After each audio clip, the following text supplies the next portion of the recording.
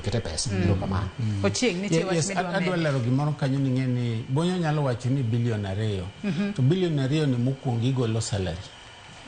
koro ing'eni pod otin ok ochop kata mane moting'o nyaka pesa michulo mane oting'o nyaka pesa michulo nyaka ji mondiki nyaka ang'o gini koro emomiyo iwacho ni kwa wacho ni otin to ineno konenore ni pod otin nikech ei pesa no chiegni bilion 1 dichulo ji 700 ka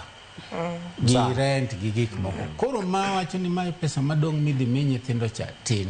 and kendo wacho gimoro ka ni child welfare fund kendo agoero kamano nikech kanokal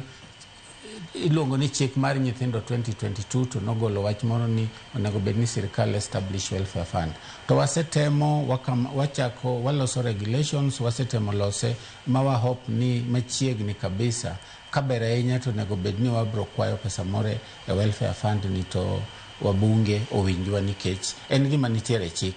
kendo gima miyo samoro wabedo gi teko ahinya ni functions momiyo tije momiyo monego bed ni watim ne nyithindo ng'eny moingo kata pesa momiyi koro iyudo ni pesa mimiyi ok chop kata a quarter of the functions momiwa koro mago shida mwayudo to wawacho ni waneno ka piny odhi maber kaka wachako ni to wabro bedo maber nyithindwa wabro bedo yudo arita kaka dwarore gi chik erokamano advance gimoro ka